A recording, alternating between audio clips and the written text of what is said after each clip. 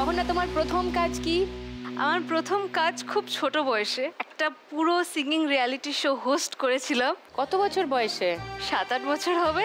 Child actor? ও okay. তারপর আমি শুভঙ্কর স্যারের সাথেই করেছিলাম সেই কাজটা। তারপর পুরোপুরি পড়াশোনা করেছি, আর অন্য কোনো কাজ করেছো? আমি ইংলিশ নিয়ে পড়েছি। ইংলিশ ইলেকটিভ ইংলিশ ছিল আমার ভীষণ পছন্দের একটা সাবজেক্ট। তারপরেই আমি আরেকটা ডান্স রিয়েলিটি শো করি এবং তারপর হোস্ট করো না পার্টিসিপেট করি, এবং ওখান থেকেই আমার প্রথম ধারাবাহিকের ডাকটা আসে। আচ্ছা, তার মানে টেলিভিশনেই তুমি ছোট বয়স থেকেই আছো। এবার ফার্স্ট বল দেখি কোথায় যায়। এই যা ব্যাক করে এসেছে, আবার আবার আবার না, ব্যাক করে এলে কোনো স্কোর নেই, হলে হবে না। এই বলটায় কোনো স্কোর নেই।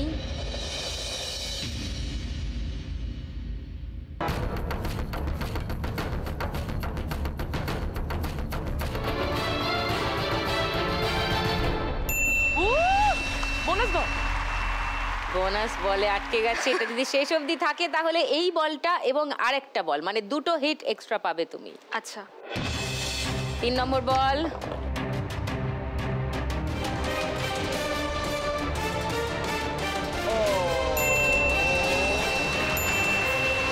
বোনাস বলে আটকে নেই, শান্তি তাও বেরিয়ে এসছে বলটা।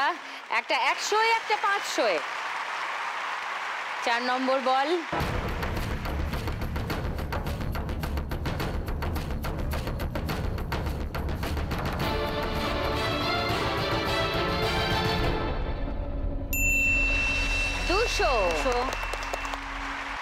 তুমি যেটা টার্গেট করছো মনে হয় আর একটু আসতে হলেই হয়ে যাবে ব্যাপারটা। কাম অন, চলো।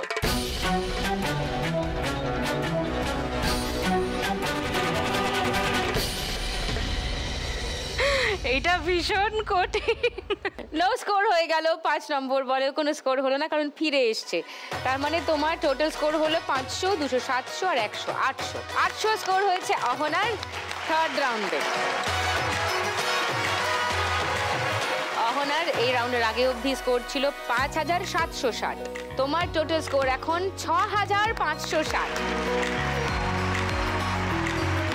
অহনার থেকে একটু কমে আছে রোশনি। এবার সে খেলবে, এসো।